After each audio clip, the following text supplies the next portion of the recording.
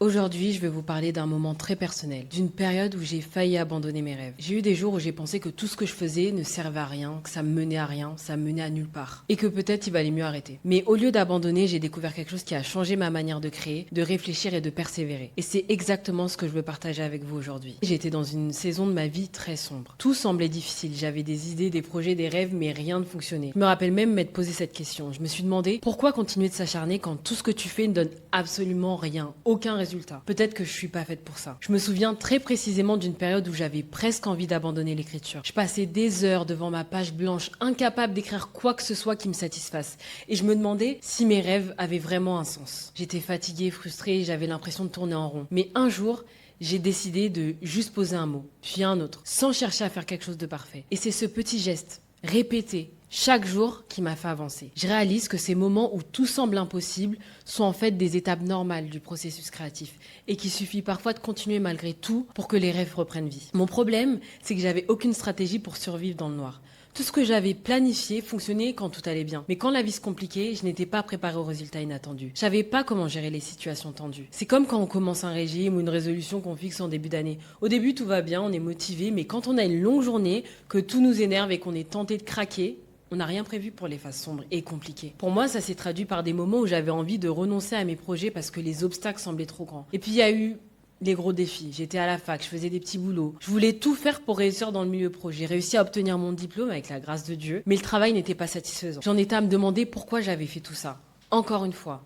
Gravir les échelons professionnels, malgré tous mes efforts, semblait impossible. Et je me suis retrouvée dans une saison sombre. Même dans mes relations ou mes projets personnels, il y avait toujours cette période où tout semblait s'effondrer. Et à chaque fois, je me disais, si je n'ai pas une stratégie pour traverser cette obscurité, ces moments incertains et troubles, je vais échouer. C'est sûr. Je vais pas réussir à être la personne que j'ai envie de devenir, la personne que je veux pleinement incarner dans cette vie. C'est pas juste moi. On fait tous cette même erreur. On fait des plans pour planifier seulement pour les saisons claires, pour quand tout va bien. C'est vrai pour les créatifs, les entrepreneurs, les étudiants, les parents. On pense que tout va suivre le plan.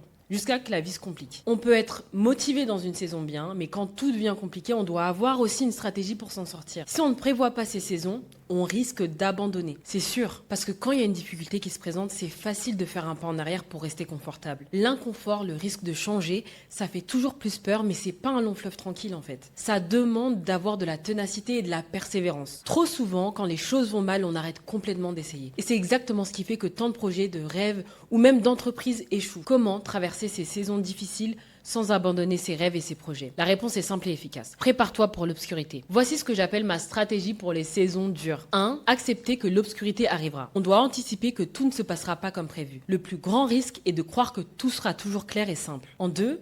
Savoir ce qui compte vraiment. Quand j'ai traversé ces périodes, j'ai compris que certaines choses sont essentielles. Garder l'esprit clair, garder ma foi, garder mes relations. Même si je perds, que les plans échouent, certaines choses restent et ce sont ces choses qui me permettent de continuer. 3. Créer des rituels pour survivre et prospérer. Pour moi, malgré les difficultés du moment, même quand je peux rien faire d'autre, prier, écrire, réfléchir, créer, c'est ma façon de garder la lumière allumée. Pour moi, l'écriture fonctionne beaucoup mieux quand elle fait partie d'un rituel quotidien. Même quand je n'ai pas d'inspiration, me mettre dans une routine m'aide à avancer chaque jour sur mes projets. Pour t'aider à créer ta propre routine, j'ai préparé un template de rituel d'écriture que je mets gratuitement à disposition pour mes abonnés. Tu peux le retrouver dans le lien via la description. Autre chose importante, garder les yeux ouverts dans l'obscurité. Dieu nous a créés pour voir dans le noir. Même quand les choses semblent impossibles, il y a toujours un chemin, une lumière, une direction. Mais c'est si nous ne fermons pas les yeux. Parfois, l'obscurité devient votre avantage. Vos ennemis ne voient pas ce que vous voyez. Vos limites ne voient pas ce que vous savez faire. Et vous pouvez avancer même dans l'incertitude. J'ai appris à préparer ces moments difficiles, à garder mes yeux ouverts, à rester fidèle à ce qui compte et à continuer à créer. Réfléchir et agir malgré les obstacles. Et c'est ce que je veux que tu retiennes. Tu vas traverser des saisons difficiles